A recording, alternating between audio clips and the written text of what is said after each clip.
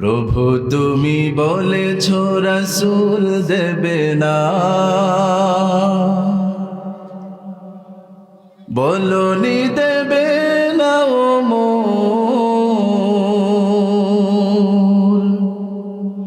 বলনি দেবে না হামজা তারি, খালিদ বিজয়ী সমর। প্রভু তুমি বলেছ রাসূল দেবে না, বলনি দেবে না ও মোর, বলনি দেবে না হামজা তারি, খালিদ বিজয়ী সমর। প্রভু তুমি বলেছ রাসূল দেবে না, বলনি দেবে না ওমরের যুগ, রাশেদার সেই খিলাফত, ফিরিয়ে দেবে না আলোর সমাজ, কেটে কেটে আধার বলনি দেবে না ওমরের যুগ, রাশেদার সেই খিলাফত, ফিরিয়ে দেবে না আলোর সমাজ, কেটে কেটে আধার। পৃথিবীতে আর তুমি কবু দেবে না খুলে সোনালি দূর, বলনি দেবে না হামজা তারি, খালিদ বিজয়ী সমর। প্রভু তুমি বলেছ রাসূল দেবে না, বলনি দেবে না ও মোর, বলনি দেবে না হামজা তারি, খালিদ বিজয়ী সমর। প্রভু তুমি বলেছ রাসূল দেবে না। পৃথিবীর দিকে দিকে শুধু হাহাকার, লাঞ্ছিত মানবতা, মজলুমানের ওই আহাজারিতে বয় বাতাসে বিষণ্ণতা। পৃথিবীর দিকে দিকে শুধু হাহাকার, লাঞ্ছিত মানবতা,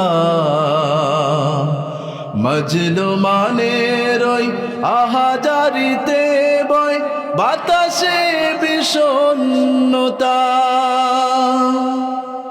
পুনরায় পাঠাও গো মোরাবা, কাটো কাধারে ঘোর, বলনি দেবে না হামজা তারি, খালিদ বিজয়ী সমর। প্রভু তুমি বলেছ রাসূল দেবে না, বলনি দেবে না ও মোর, বলনি দেবে না হামজা তারি, খালিদ বিজয়ী সমর। প্রভু তুমি বলেছ রাসূল দেবে না। আমরা আজকের মাহফিল থেকে প্রাণ ভরে দোয়া করছি যে আমাদের প্রিয় ভাই ওসমান হাদি আমাদেরকে ছেড়ে অন্ধকার কবরের যাত্রী হয়ে গিয়েছেন। আল্লাহ যেন তাকে শাহাদাতের পরিপূর্ণ মর্যাদা দান করেন। সবাই বলেন আমিন। এরকম ওসমান হাদি যেন আমাদের প্রত্যেকের ঘরে ঘরে যেন আল্লাহ দান করেন। সবাই বলেন আমিন। কি কথাগুলো তিনি বলে গিয়েছেন, আমরা যারা তার এই কথাগুলো শুনেছি চোখের পানি ফেলে আমরা তার জন্য দোয়া করেছি। একটা মানুষ কিভাবে মৃত্যুর আগে তিনি যে দুনিয়া থেকে চলে যাবেন তিনি কিভাবে বুঝতে পারলেন। তিনি বলেছেন আমি দুনিয়া থেকে হয়তো চলে যাব, কিন্তু মৃত্যুর পরে আমার এই ছোট্ট অবুঝ সন্তানটাকে আপনাদের কাছে গিয়ে দিয়ে গেলাম, আপনারা তার দেখাশোনা করার দায়িত্ব নিয়ে। সুবহানাল্লাহ বলেন। আল্লাহু আকবার। আল্লাহ দোয়া করছি আল্লাহ রাব্বুল আলামিন যেন আমাদের এই প্রিয় ভাইকে জান্নাতের সর্বোচ্চ মাকাম দান করেন। আমাদের এই দেশটাকে যেন আল্লাহ রাব্বুল আলামিন এমন কিছু মানুষের হাতে যেন এই দেশটাকে দান করেন, যাদের হাতে এই দেশ নিরাপদ, যাদের হাতে এদেশের মুসলমান নিরাপদ, যাদের হাতে এদেশের হিন্দু ধর্ম, খ্রিস্টান ধর্ম, সকল ধর্মের মানুষ নিরাপদ থাকবে, এমন মানুষের হাতে যেন আল্লাহ রাব্বুল আলামিন আমাদের এই দেশের দায়িত্বকে তুলে দেন। কথা বলেন ঠিক কিনা? আল্লাহ রাব্বুল আলামিন কবুল করেন, সবে পড়েন আমিন। প্রিয় ভাইয়েরা আমার, আজকে আমি খুতবার শুরুতে কোরআনুল কারীম থেকে একটি গুরুত্বপূর্ণ সূরা তেলাওয়াত করেছি। আমি অল্প সময়ের মধ্যে, প্রধান বক্তা আসার আগ পর্যন্ত আমি অল্প সময়ের মধ্যে এই সূরাটা থেকে কিছু কথা বলবো। পড়ি আপনারা শুনবেন তো ইনশাআল্লাহ? কেউ উঠাউঠি করবেন? এটা কোরআনের মজলিস, এখান থেকে উঠা বসা করা, উঠে যাওয়া, যখন আসলাম ইচ্ছা আসলাম আবার চলে গেলাম, এটা কিন্তু কোরআনের মজলিসের সাথে এটা যায় না। এটা কোরআনের মজলিসের সাথে বরখেলাফ হয়। এজন্য আমরা যারা আসছি অন্তত পক্ষে একটা ঘন্টা আমরা মনোযোগ সহকারে আমলের নিয়তে কিছু কথা শুনবো। পড়ি আল্লাহ রাব্বুল আলামিন যেন আমাদেরকে কবুল করেন আমিন। প্রিয় ভাইয়েরা আমার, আমি আপনাদের সাথে কোরআনুল কারীমের 93 নম্বর সূরা তেলাওয়াত করেছি। কত নম্বর সূরা? কথা বলেন, কত নম্বর সূরা? কোরআনুল কারীমের মধ্যে সর্বমোট সূরা রয়েছে কয়টি? কি আপনারা কি জানেন না নাকি? কোরআনের সাথে কি আপনাদের সম্পর্ক নাই? তো কথা বলেন না কেন? হ্যাঁ, সবাই বলেন, এগুলো বলতে হবে। কোরআনুল কারীমে সর্বমোট সূরা রয়েছে কয়টি? 114টি। তার মধ্যে 93 নম্বর সূরা, এই সূরাটি মাক্কি যুগে অবতীর্ণ হয়েছে। এই সূরাটি একটি মাক্কি সূরা। কোরআনুল কারীমকে যেই 114টি সূরা আল্লাহ রাব্বুল আলামিন নাজিল করেছেন, এই 114টি সূরাকে আল্লাহ পাক দুই ভাগে বিভক্ত করেছেন। কয় ভাগে? দুই ভাগে বিভক্ত করেছেন। একটি হচ্ছে মাক্কি সূরা, আরেকটি হচ্ছে মাদানী সূরা। রাসূল করিম সাল্লাল্লাহু আলাইহি ওয়াসাল্লাম হিজরতের পূর্বে যেই সূরাগুলো নাজিল হয়েছে এগুলোকে বলা হয় মাক্কি সূরা, আর হিজরতের পরবর্তী সময়ে যেই সূরাগুলো নাজিল হয়েছে এগুলোকে কি বলা হয়? মাদানী সূরা। তাহলে আমরা জানতে পারলাম কোরআনুল কারীমের সূরাগুলোকে কয় ভাগে বিভক্ত করেছেন? দুই ভাগে। একটি হচ্ছে মাক্কি, আরেকটি মাদানী। তাহলে সূরাতুদ দুহা এটা কি মাক্কি সূরা নাকি মাদানী সূরা? মাক্কি সূরা। তার মানে বোঝা গেল এটা কি হিজরতের আগে নাজিল হয়েছে না পরে? আগে নাজিল হয়েছে। যেহেতু হিজরতের আগে যেই সূরাটুকু নাজিল হয়েছে এগুলোকে মাক্কি বলা হয়, এই জন্য এই সূরাটি হিজরতের পূর্বেই নাজিল হয়েছে, যার কারণে সূরাটি মাক্কি সূরা। এই সূরাটির মধ্যে 11টি আয়াত রয়েছে। কয়টি আয়াত? কথা বলেন, কয়টি আয়াত? এটা তাফসির মাহফিল, এখান থেকে কিছু তাফসির আমাদেরকে নিয়ে যেতে হবে। তাফসির ভালোভাবে শুনে এবং এখান থেকে কিছু মেসেজ নিয়ে আমাদেরকে আমল করতে হবে, তাহলেই আজকের এই মাহফিল আমাদের জন্য সার্থক হবে। ঠিক কিনা বলেন? তো আমরা যদি কথাই না বলতে পারি, বুঝার নাও চেষ্টা নাই করি, তাহলে তো আজকের এই মাহফিল এত সুন্দর আয়োজন করার কোনো উদ্দেশ্য ছিল না। তো এই জন্য আমাদেরকে প্রত্যেকটি কথা, যেই মোস্ট ইম্পর্টেন্ট যে কথাগুলো রয়েছে এগুলোকে আমাদেরকে বুঝতে হবে এবং এগুলোকে মনে রাখতে হবে। পারবো ইনশাআল্লাহ? তাহলে এই সূরাটির মধ্যে কয়টি আয়াত রয়েছে? 11টি আয়াত রয়েছে। কয়টি? 11টি আয়াত রয়েছে। এই 11টি আয়াত, প্রথম 2টি আয়াত আল্লাহ রাব্বুল আলামিন তিনি কসম কেটেছেন। পরের 3টি আয়াত বিশ্বনবী সাল্লাল্লাহু আলাইহি ওয়াসাল্লামকে পরের 3টি আয়াতের মধ্যে সান্ত্বনা দিয়েছেন। সুবহানাল্লাহ বলবেন না?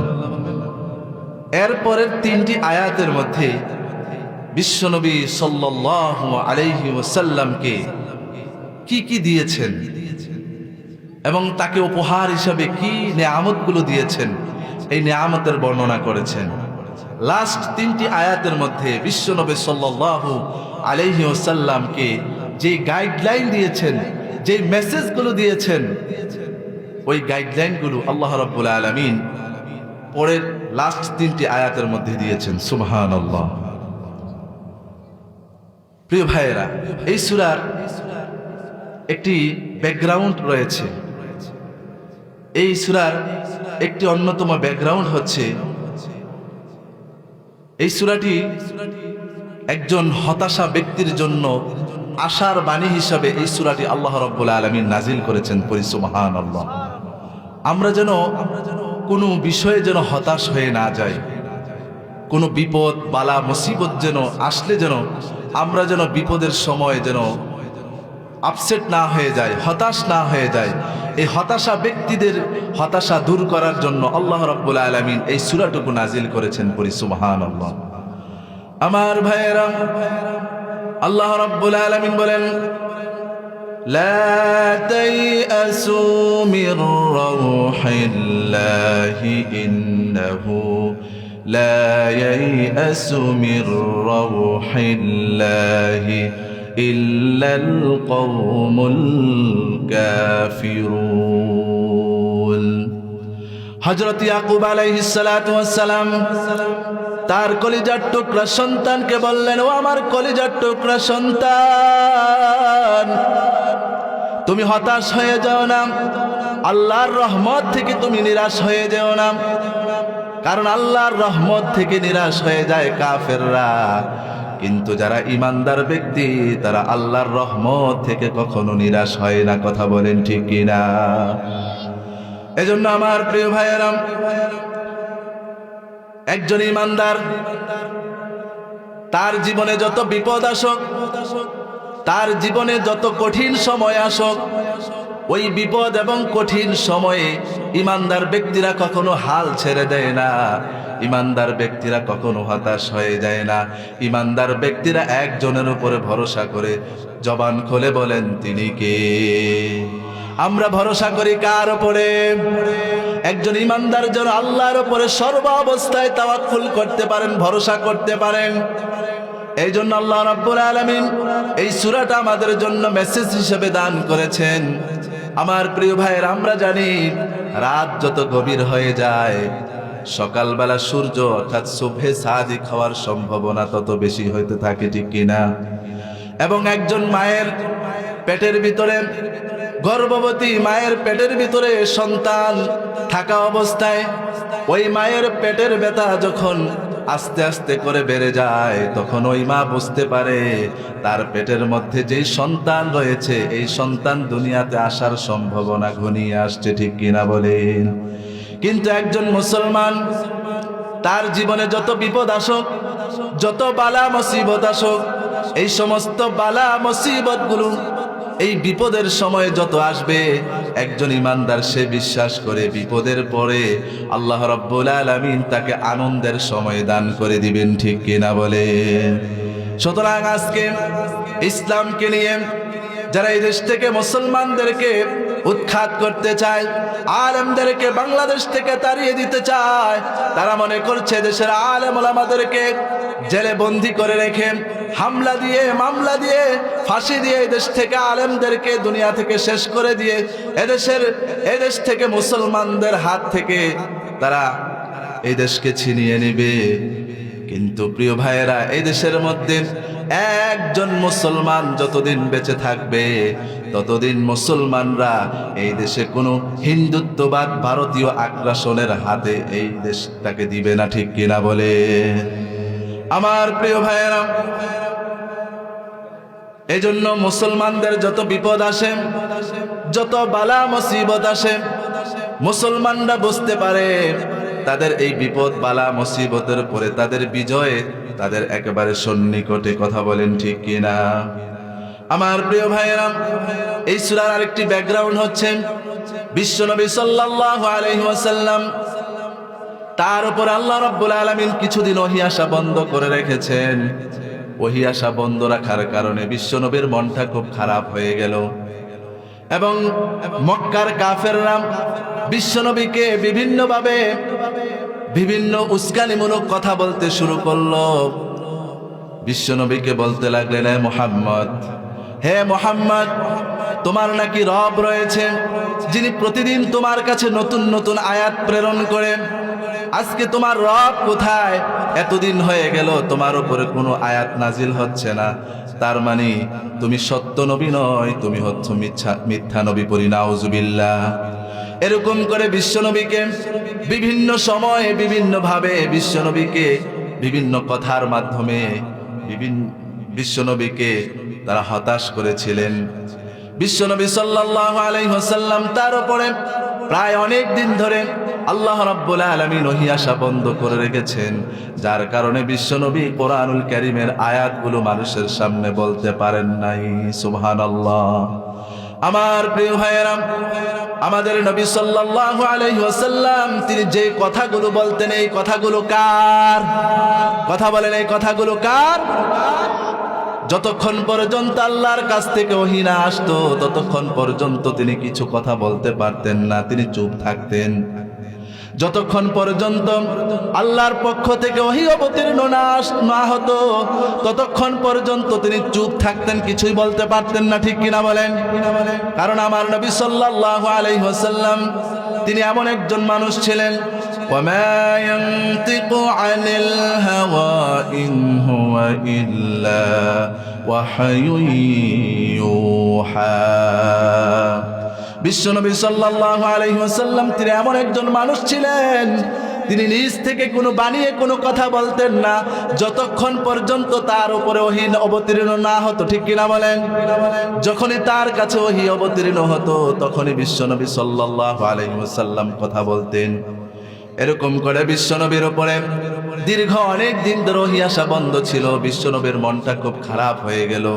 তিনি মনে করলেন, না জানি আমার রব আমাকে ভুলে গিয়েছে। সুবহানাল্লাহ। তখন আল্লাহ রাব্বুল আলামিন আকাশ থেকে ওহী নাজিল করার মাধ্যমে, এই সূরাতুদ দুহা নাজিল করার মাধ্যমে আল্লাহ রাব্বুল আলামিন বিশ্বনবীকে সান্ত্বনা দিলেন, যার কারণে বিশ্বনবী মুহূর্তের মধ্যে খুশি হয়ে গেল। পড়ি সুবহানাল্লাহ। আল্লাহ রাব্বুল আলামিন বলেন, ওয়াদ-দুহা ওয়াল-লাইলি ইযা সাজা মা ওয়াদ্দা'আকা রাব্বুকা ওয়া মা ক্বালা। আল্লাহ রাব্বুল আলামিন এই সূরার প্রথম দুইটি আয়াতের মধ্যে কসম কেটেছেন। কয়টা? দুইটা আয়াতের মধ্যে দুইটা কসম কেটেছেন। এক নম্বর আয়াত আল্লাহ রাব্বুল আলামিন কসম কেটেছেন ওয়াদ-দুহা। ওয়াদ-দুহা সকাল বেলার কসম, দিনের কসম। ওয়াল-লাইলি ইযা সাজা এবং নিস্তব্ধ রাতের কসম। সুবহানাল্লাহ বলেন। তাহলে এই সূরার প্রথম দুইটি আয়াতের মধ্যে কসম কেটেছেন কয়টা? একটা হচ্ছে দিনের কসম, দ্বিতীয়টা হচ্ছে রাতের নিস্তব্ধ নিঝুম রাতের কসম। এই দুইটা রাত দুইটা জিনিসের কসম কেটেছেন।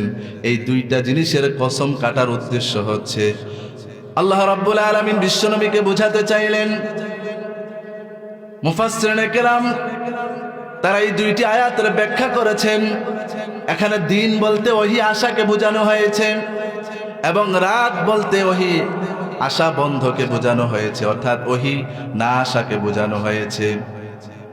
আল্লাহ রাব্বুল আলামিন বিশ্বনবীকে এটা জানাতে চাইলেন, ও নবী, এই দুনিয়াতে চলতে গেলে যেমনই রাতের দরকার তেমনই দিনেরও দরকার। অর্থাৎ আল্লাহ রাব্বুল আলামিন ব্যালেন্স করেছেন। আমার প্রিয় ভাইয়ের, আপনারা উত্তর দেন, যদি 24 ঘন্টা যদি দিন থাকতো তাহলে কি আমাদের ভালো লাগতো? কথা বলেন, ভালো লাগতো? আর যদি 24 ঘন্টা যদি রাত থাকতো ভালো লাগতো? আল্লাহ রাব্বুল আলামিন ব্যালেন্স করেছেন। রাত যেমন দরকার দিনের আলো দরকার, আছে না নাই? জোরে বলেন, আছে না নাই? আল্লাহ রাসূল সাল্লাল্লাহু আলাইহি ওয়াসাল্লামকে প্রথম দুইটি আয়াতের কসম, রাতের দিনের কসম বলতে ওহী আশাকে বোঝানো হয়েছে। আর ওয়াল-লাইলি ইযা সাজা রাতের নিঝুম নিস্তব্ধ রাতের কসম বলতে ওহী না আশাকে বোঝানো হয়েছে। আল্লাহ রাব্বুল আলামিন বুঝাতে চাইছেন, হে নবী, সব সময় যদি আপনার উপর ওহী অবতীর্ণ হয় আপনার ভালো লাগবে না, আপনার উপরে কষ্ট হয়ে যাবে। আবার সব সময় যদি আবার ওহী আসাও বন্ধ হয়ে যায় তখন আপনার খারাপ লাগবে, আপনি কিছু বলতে পারবেন না। এই জন্য আল্লাহ রাব্বুল আলামিন বিশ্বনবীকে পরীক্ষা স্বরূপ, বিশ্বনবীকে রেস্ট দেওয়ার জন্য, বিশ্বনবীকে বিশ্রাম দেওয়ার জন্য মাঝে মাঝে ওহী আশাকে বন্ধ করে বিশ্বনবীকে রেস্ট দিতেন। সুবহানাল্লাহ। আমার প্রিয় ভাইয়েরা, আমাদের দেশে যারা সরকারি চাকরি করেন তাদের সপ্তাহে 2 দিন ছুটি আছে না নাই? যদি সপ্তাহে 7 দিন যদি তাদের অফিস করা লাগতো তাহলে তাদের কি ভালো লাগতো না খারাপ লাগতো? খারাপ লাগতো। আমার প্রিয় ভাইয়ের, আল্লাহ তাআলা এটাই বোঝাতে চাচ্ছেন। আল্লাহ তাআলা রাতের কসম বলতে, এখানে রাতের কসম বলতে ওহী না আশাকে বোঝানো হয়েছে, এবং দিনের কসম বলতে ওহী আশাকে বোঝানো হয়েছে। আল্লাহ রাব্বুল আলামিন আল্লাহর হাবিবকে বোঝাতে চাইলেন, হে হাবিব, আপনার উপরে যদি সব সময় ওহী আসতে থাকে, ওহী আসতে থাকে, আপনি কোরআনের ভার, এই ওহীর ভার আপনি সহ্য করতে পারবেন না। কারণ এই কোরআনুল কারীমের একটা আয়াত সহ্য করার মতো দুনিয়ার মানুষকে আমি দান করি নাই। সুবহানাল্লাহ। এই কোরআনুল কারীমের ওজন আছে না নাই? জোরে বলেন, আছে না নাই? আল্লাহ রাব্বুল আলামিন তিনি বলেছেন, ইন্না সানুলকি আলাইকা কওলান সাকিলা। আল্লাহ রাব্বুল আলামিন বলছেন, এই কোরআনুল কারীমের আয়াত, এই কোরআনুল কারীমের বাণী, এটা কোনো একটি সাধারণ এটি বাণী নয়, এটি একটি বুঝা বহন করার মতো একটি বাণী। পড়ি আল্লাহু আকবার। এই কোরআনুল কারীমের বুঝা, এই কোরআনুল কারীমের বাণী বহন করার মতো দুনিয়ার কোনো মানুষের পক্ষে সম্ভব হবে? হবে না। আল্লাহ রাব্বুল আলামিন মাঝে মাঝে ওহী বন্ধ করার মাধ্যমে বিশ্বনবী সাল্লাল্লাহু আলাইহি ওয়াসাল্লামকে তিনি রেস্ট দিলেন। হে নবী, সব সময় যদি এই কোরআন আপনার উপর অবতীর্ণ হতেই থাকে, এই কোরআনের লুট আপনি সহ্য করতে পারবেন না। পড়ি আল্লাহু আকবার। আল্লাহ রাব্বুল আলামিন বলেন, لو أنزلنا هذا القرآن على جبل لرأيته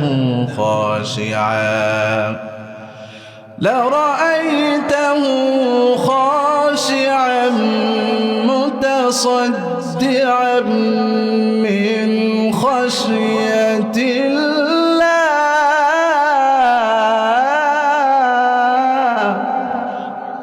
আল্লাহ রাব্বুল আলামিন বলেন, হে নবী, যদি আমি এই কোরআনকে যদি আকাশের মধ্যে পাহাড়ের উপর অবতীর্ণ করতাম, তাহলে পাহাড় এই কোরআনের ভয়ে, এই কোরআনের ভয়ে পাহাড়গুলো চূর্ণ বিচূর্ণ হয়ে যেত। ঠিক কিনা বলেন?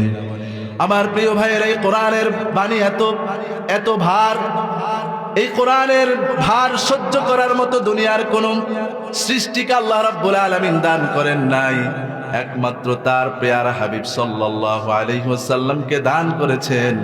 এবং মাঝে মাঝে ওহী আসা বন্ধ করে বিশ্বনবীকে মাঝে মাঝে রেস্ট দিয়েছেন, বিশ্রাম দিয়েছেন। সুবহানাল্লাহ। আমার বন্ধুগণ, বিশ্বনবী সাল্লাল্লাহু আলাইহি ওয়াসাল্লাম তার উপরে যখন ওহী আসা বন্ধ থাকতো, বিশ্বনবী মাঝে মাঝে তিনি ভয় পেয়ে যেতেন, তিনি হতাশ হয়ে যেতেন, তিনি টেনশনে পড়ে যেতেন, না জানি তার রব তাকে ভুলে গিয়েছে। আমার প্রিয় ভাইয়েরা, এরপর আয়াতে আল্লাহ রাব্বুল আলামিন বলেন, মা ওয়াদ্দাআকা রাব্বুকা ওয়া মা ক্বালা। হে নবী, আমি রব আপনাকে ভুলে যাই নাই, আমি রব আপনাকে ছেড়ে যাই নাই। সুবহানাল্লাহ।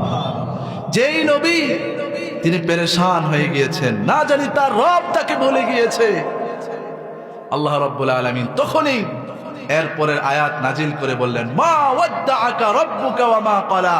হে নবী, আপনি যেই পেরেশান হয়েছেন, আপনি যেই চিন্তা করছেন আপনার রব আপনাকে ভুলে গিয়েছে, মা ওয়াদ্দাআকা রাব্বুকা ওয়া মা ক্বালা, আপনার রব আপনাকে ভুলে যায় নাই। পড়ি আল্লাহু আকবার। আমার প্রিয় ভাইয়েরা, এই জন্য আল্লাহ রাব্বুল আলামিন বলেন, মা ওয়াদ্দাআকা রাব্বুকা ওয়া মা ক্বালা। হে নবী, আপনি যেই পেরেশান করছেন আপনার রব আপনাকে ভুলে গিয়েছে, না না, আপনার রব আপনাকে ভুলে যায় নাই। সুবহানাল্লাহ। আমার প্রিয় ভাইয়েরা, আমাদের রবকে, ওই রব আমাদের মাঝে আছে না নাই? মাঝে মাঝে আমরা খুব পেরেশান হয়ে যাই, মাঝে মাঝে কোনো বিষয়ে যখন আমাদের উপরে অর্পিত হয় তখন আমরা চিন্তাগ্রস্ত হয়ে যাই, পেরেশানি পড়ে যাই। আমার প্রিয় ভাইয়েরা, আল্লাহর হাবিব সাল্লাল্লাহু আলাইহি ওয়াসাল্লামকে আয়াত নাজিল করার মাধ্যমে কিয়ামত পর্যন্ত যত মানুষ আগমন করবে, যারা ঈমানদার দুনিয়াতে আগমন করবে, প্রত্যেক ঈমানদারের অন্তরের মধ্যে আল্লাহ রাব্বুল আলামিন এই বিষয়টা জানিয়ে দিয়েছেন, ও দুনিয়ার ঈমানদার মানুষেরা, দুনিয়াতে তোমরা যা কিছু করো না কেন, তোমরা হতাশা হও না কেন, কোনো বিপদ বালা মুসিবত তোমাদের উপর আসলে তোমরা মনে করো না তোমাদের রব তোমাদেরকে ভুলে গিয়েছে। তোমাদের রব একজন রয়েছেন, তিনি কে? আল্লাহ রাব্বুল আলামিনের পুরো আয়াতের মধ্যে বলেছেন, ওয়ালাল আখিরাতু খায়রুল লাকা মিনাল উলা। হে নবী, আপনার এই সামান্য এই মক্কার জীবনটা আপনার জন্য কষ্টের হলেও মদিনার জীবনটা আপনার জন্য আনন্দের আছে না নাই? মদিনার জীবনে আপনার জন্য শান্তি আছে না নাই? আল্লাহ রাব্বুল আলামিন এই আয়াতের মধ্যে মুফাসসিরে কেরাম আরেকটি ব্যাখ্যা করেছেন, ওয়ালাল আখিরাতু খায়রুল লাকা মিনাল উলা। হে আমার মুহাম্মদ, হে নবী, আমার হাবিব, এই দুনিয়ার ক্ষণস্থায়ী জীবনটা হচ্ছে আপনার জন্য কষ্টের হলেও এই দুনিয়া থেকে চলে যাওয়ার পরে আখিরাতের জীবন আপনার জন্য আনন্দের আছে না না? এই দুনিয়ার সামান্য জীবনটা আপনার জন্য কষ্টের হলেও কিন্তু প্রকৃত আনন্দ, প্রকৃত সুখ আপনার জন্য পরকালে আছে না নাই? কে বলেছেন? আল্লাহ রাব্বুল আলামিন আল্লাহর হাবিব সাল্লাল্লাহু আলাইহি ওয়াসাল্লামকে এই আয়াতগুলোর মাধ্যমে সান্ত্বনা দিচ্ছেন। আমরা বলেছি যে প্রথম দুইটি আয়াতের মধ্যে আল্লাহ তাআলা কসম করেছেন, এরপরের তিনটি আয়াতের মধ্যে আল্লাহর হাবিবকে সান্ত্বনা দিয়েছেন। এক নম্বর সান্ত্বনা হচ্ছে, হে নবী, আমি আপনাকে ভুলে যাই নাই। দুই নম্বর সান্ত্বনা হচ্ছে, ওয়ালাল আখিরাতু খায়রুল লাকা মিনাল উলা। হে নবী, এই দুনিয়ার সামান্য জীবনটা আপনার জন্য কষ্টের হলেও এই দুনিয়াতে থাকা অবস্থায় কাফের মুশরিকরা আপনার উপরে নির্যাতন করলেও আপনি হতাশ হয়ে যাবেন না। আপনি দুনিয়া থেকে যাওয়ার পরে আপনার জন্য জান্নাত রেডি আছে, ঠিক কিনা বলেন? এই জন্য কিয়ামত পর্যন্ত এই দুনিয়াতে যত মানুষ আগমন করবে, যারা আল্লাহকে বিশ্বাস করবে, যারা রাসূলকে নিজের জীবনে ধারণ করবে, রাসূলকে অনুসরণ করবে, ওই রাসূলের অনুসারীদের উপরেও এরকম বিভিন্ন সময় বালা মুসিবত, বিভিন্ন সময় বিধর্মীদের হাতে, কাফের মুশরিক নাস্তিকদের হাতে তারা নির্যাতিত হতে হবে। এবং নাস্তিক মুরতাদরা এবং রাম আর বামরা তারা মুসলমানদেরকে দুনিয়া থেকে শেষ করে দিতে চাইবে এবং তাদেরকে হামলা মামলা এবং জেল জুলুম ফাঁসি দিয়ে তাদেরকে দুনিয়া থেকে শেষ করে দিতে চাইবে। একজন ইমানদার ব্যক্তি এই সমস্ত বিষয়গুলো তারা কখনো কষ্ট পাবে না। তারা মনে করবে এই দুনিয়ার জীবনটাই ইমানদারের জন্য কষ্টের, কিন্তু মৃত্যুর পরে তাদের জন্য আনন্দ আছে না নাই? কথা বলেন, আছে না নাই? এজন্য আল্লাহ রাব্বুল আলামিন বলেন, ওয়ালাল আখিরাতু খায়রুল লাকা মিনাল উলা। ও নবী, এই দুনিয়ার জীবন আপনার আসল জীবন নয়, আপনার আসল জীবন হচ্ছে কবরের জীবন। কথা বলেন ঠিক কিনা? একদিন মাটির ভিতরে হবে ঘরে মন আমার, কেন বাঁধো দালান ঘর? একদিন মাটির ভিতরে হবে ঘর রে মন আমার, কেন বাঁধো দালান ঘর? প্রাণ পাখি উড়ে যাবে পিঞ্জর ছেড়ে, ধরা ধামে সবই রবে, তুমি যাবে চলে। বন্ধু বান্ধব যত, মাতা পিতা তারা শত, সবই হবে তোমার পরে মন আমার, কেন বাঁধো দালান ঘর রে মন আমার, কেন বাঁধো দালান ঘর? ঠিক কিনা বলেন? ঠিক কিনা? এই যে আমরা দুনিয়াতে এত সুন্দর সুন্দর বিল্ডিং টাইলস করছি, এমনকি বাথরুমের যেই ঘরটা আছে বাথরুমটা পর্যন্ত আমরা টাইলস সুন্দর করে করছি, ঠিক কিনা বলেন? আমার প্রিয় ভাইয়েরা, আপনাদের কাছে প্রশ্ন, মৃত্যুর পরে আপনাকে সর্বশেষ যে গোসলটা দেওয়া হবে ওইটা কি আপনার বানানো টাইলসের ভিতরে হবে? জোরে বলেন, হবে? এত সুন্দর করে লক্ষ লক্ষ টাকা খরচ করে আপনি বাথরুম টাইলস করলেন, কিন্তু আপনার জীবনের সর্বশেষ গোসলটাও কিন্তু সে টাইলসের মধ্যে হবে না, ঠিক কিনা বলেন? অথচ এই দুনিয়ার এই সামান্য জীবনটা নিয়ে আজকে আমরা কত পেরেশান, এই দুনিয়ার লোভ লালসা নিয়ে আমরা কত পেরেশান হয়ে আছি। আমার অতটুকু লাগবে, আমার এটা করতে হবে, এই যে প্রতিযোগিতা। আল্লাহ রাব্বুল আলামিন বলছেন, আলহাকুমুত তাকাসুর হাত্তা যুরতুমুল মাকাবির। এই সমস্ত প্রতিযোগিতা, মানুষ কবর পর্যন্ত এইভাবে মানুষ প্রতিযোগিতায় লিপ্ত থাকবে, ঠিক কিনা বলেন? কিন্তু একজন ইমানদার সে বিশ্বাস করে এই দুনিয়ার জীবনটা আমার আসল জীবন নয়, এই দুনিয়ার পরে পরবর্তী জীবনটা হচ্ছে আমার আসল জীবন। এজন্য আল্লাহ রাব্বুল আলামিন আমাদেরকে উদ্দেশ্য করে বলেছেন, ওয়ালাল আখিরাতু খায়রুল লাকা মিনাল উলা। হে নবী, এই দুনিয়ার জীবনটা আপনার আসল জীবন নয়, আপনার আসল জীবন হচ্ছে কবরের জীবন, ঠিক কিনা বলেন? আমার ভাইয়েরা, দুনিয়ার জীবনে লোভ লালসা, মরিচিকা, ক্ষমতার দাপট, এর পিছনে আমরা কত পাগলের মতো ছুটে বেড়াই, কথা বলেন ঠিক কিনা? কিন্তু আমরা আখেরাতের কথা বেমালুম ভুলে গিয়েছি। আখেরাতে যে আমাদেরকে যেতে হবে, ওই আখেরাতের কথা আমরা চিন্তা করি না। ওই আখেরাতের চিন্তা ভুলে গিয়ে আমরা দুনিয়ার সামান্য লোভ লালসার প্রতি লিপ্ত আছি, ঠিক কিনা বলেন? আল্লাহ রাব্বুল আলামিন বলেন, বাল তুসিরুনাল হায়াতাদ দুনিয়া ওয়াল আখিরাতু খায়রুন ওয়া আবকা। তোমরা দুনিয়ার জীবনকে বড্ড বেশি প্রাধান্য দাও, কিন্তু জেনে রাখো মুসলমান, এই দুনিয়ার জীবন তোমার আসল জীবন নয়। মুমিনদের জন্য আসল জীবন হচ্ছে আখিরাতের জীবন, ঠিক কিনা বলেন? আমাদের আসল জীবন কোথায়? আখিরাতের জীবন। আমাদের আসল জীবন কোথায়? আখিরাতের জীবন, কবরের জীবন। এই জন্য আমাদেরকে কবরের জীবনের জন্য প্রস্তুতি নেওয়া দরকার, আছে না নাই? আমার প্রিয় ভাইয়েরা, এই দুনিয়াতে কাফের মুশরিকরা যতদিন থাকবে তারা সম্পদ তৈরি করার জন্য, সম্পদের জন্য তারা প্রতিযোগিতা করবে। কিন্তু একজন ইমানদার সে কখনো শুধু সম্পদের পিছনে লেগে থাকবে না।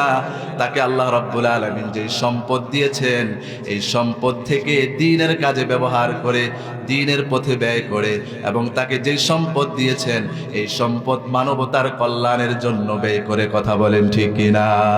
কারণ মুমিন জানে তাকে যে সম্পদ দিয়েছেন, এই সম্পদ দিয়েছেন কে? জোরে বলেন, এই সম্পদ দিয়েছেন কে?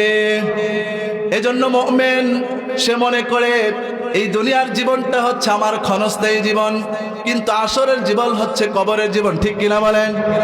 এজন্য আল্লাহ রাব্বুল আলামিন বিশ্বনবীকে স্মরণ করিয়ে বললেন, ওয়ালাল আখিরাতু খায়রুল লাকা মিনাল উলা। ও আমার হাবিব বিশ্বনবী সাল্লাল্লাহু আলাইহি ওয়াসাল্লামকে আল্লাহ রাব্বুল আলামিন বলেন, হে নবী, এই দুনিয়ার জীবনটা আপনার আসল জীবন নয়, আসল জীবন হচ্ছে আপনার কবরের জীবন, ঠিক কিনা? আমাদের আসল জীবন হচ্ছে কবরের জীবন, ঠিক কিনা বলেন? এরপরে আয়াতে আল্লাহ রাব্বুল আলামিন বলেন, وَلَسَوْفَ يُعْطِيكَ رَبُّكَ فَتَرْضَى।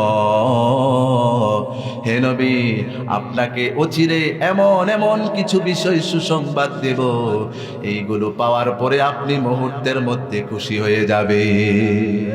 সুবহানাল্লাহ বলেন। আল্লাহ রাব্বুল আলামিন এই আয়াতের মধ্যে, তিনটা আয়াতের মধ্যে বিশ্বনবীকে আনন্দ দিয়েছেন। কয়টা? দুইটা বলেছে। তিন নাম্বার হচ্ছে ওয়ালা সাউফা ইউতিকা রাব্বুকা ফাতারদা। হে নবী, অচিরেই আপনার রব আপনাকে এমন কিছু দান করবেন যেগুলো পাওয়ার সাথে সাথে মুহূর্তের মধ্যে আপনি খুশি হয়ে যাবেন। সুবহানাল্লাহ বলবেন না? এজন্য আল্লাহ রাব্বুল আলামিন বলেছেন ওয়ালা সাউফা ইউতিকা রাব্বুকা ফাতারদা, হে নবী অচিরে আপনাকে আমি আপনার রব আপনাকে এমন বিষয় দান করবেন যেই বিষয়গুলো পাওয়ার পরে সাথে সাথে আপনি আনন্দিত হয়ে যাবেন। সুবহানাল্লাহ। আমার প্রিয় ভাইয়েরা, আমাদেরকে বিপদ দেন কে? জোরে বলেন, বিপদ দেন কে? আবার বিপদ থেকে যিনি বাঁচিয়ে দেন তিনি কে? এজন্য সব কিছু থেকে বাঁচানোর মালিক একজন, তিনি কে? আমার প্রিয় ভাইয়েরা, আমাদের নবীর মনটা খুব খারাপ। যেখানেই নবীর মন খারাপ সেখানে আল্লাহ রাব্বুল আলামিন এমন কিছু বিষয় দান করেন, বিষয় দান করে বিশ্ব নবীর মনকে যিনি খুশি করে দেন তিনি কে? আমার প্রিয় ভাইরা, রাসূল করিম সাল্লাল্লাহু আলাইহি ওয়াসাল্লাম মক্কার জীবনে তার মনটা খুব খারাপ ছিল। আল্লাহ রাসূলের এই মক্কার দাওয়াতি কাজ বেগবান করার জন্য, এই মক্কার কাজ দাওয়াতি কাজকে আঞ্জাম দেওয়ার জন্য আল্লাহ রাব্বুল আলামিনের কাছে একদিন তাহাজ্জুদ সালাত আদায় করে দোয়া করেছেন, আল্লাহুম্মা আইজ্জাল ইসলাম ওয়া বিআহাব্বির রাজুলাইন আবু জাহাল ওমর ইবনুল খাত্তাব রাদিয়াল্লাহু তাআলা। আল্লাহর হাবিব সাল্লাল্লাহু আলাইহি ওয়াসাল্লাম তিনি আল্লাহর কাছে দোয়া করলেন, গো আল্লাহ, এই মক্কার মধ্যে তোমার দ্বীনের দাওয়াত প্রচার করার জন্য মক্কার মধ্যে দুইজন প্রভাবশালী ব্যক্তি রয়েছে। কয়জন? জোরে বলেন, কয়জন? দুইজন। একজন হচ্ছেন আবু জাহেল, আরেকজন হচ্ছেন ওমর ইবনুল খাত্তাব। এই দুইজন লোক রয়েছেন। আল্লাহ রাসূল তাহাজ্জুদ সালাতের মধ্যে দোয়া করলেন, হে আল্লাহ, এই মক্কার এই দুইজন প্রভাবশালী লোক থেকে তুমি একজনকে কালেমা পড়ে মুসলমান বানিয়ে আমার সহযোগী বানিয়ে দাও। আল্লাহু আকবার। বিশ্বনবীর এই দোয়া কবুল করেছেন কে? জোরে বলেন, কে? বিশ্বনবী সাল্লাল্লাহু আলাইহি ওয়াসাল্লাম যখন এই দোয়া করলেন, এই দোয়া করার পরে কিছুদিন পরে বিশ্বনবীকে হত্যা করার জন্য ওমর রাদিয়াল্লাহু তাআলা আনহু বিশ্বনবীর দরবারে ছুটলেন। সুবহানাল্লাহ বলেন।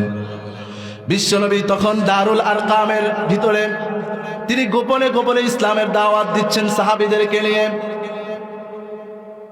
আর ওই দিক দিয়ে ওমর তরবারি নিয়ে বিশ্বনবীকে হত্যা করার জন্য ছুটে আসলেন। সাহাবায়ে কেরাম রিদওয়ানুল্লাহি তাআলা আলাইহিম তারা লক্ষ্য করলেন ওমর রাদিয়াল্লাহু তাআলা আনহু তরবারি নিয়ে বিশ্বনবীর দরবারের দিকে ছুটে আসতে লাগলেন। এবার সাহাবায়ে কেরাম তারা লক্ষ্য করে বিশ্বনবীকে বললেন, ও আল্লাহর হাবিব, ওমর আপনাকে হত্যা করার জন্য আপনার দরবারে ছুটে আসছে, সুতরাং আপনি এখান থেকে পালিয়ে যান, আপনি এখান থেকে বের হয়ে যান, না হয় ওমর আপনার কল্লা কেটে ফেলবে। বিশ্বনবী সাল্লাল্লাহু আলাইহি ওয়াসাল্লাম তিনি সাহাবায়ে কেরামকে বললেন, ও আমার সাহাবীরা, তোমরা ওমরকে আসতে বাধা দিও না, এই দরজাটা তোমরা ওপেন করে দাও, খুলে দাও, ওমরকে আমার কাছে আসতে দাও। সুবহানাল্লাহ। কারণ আল্লাহর হাবিব সাল্লাল্লাহু আলাইহি ওয়াসাল্লাম বলেছেন, তোমরা ওমরকে আসতে দাও।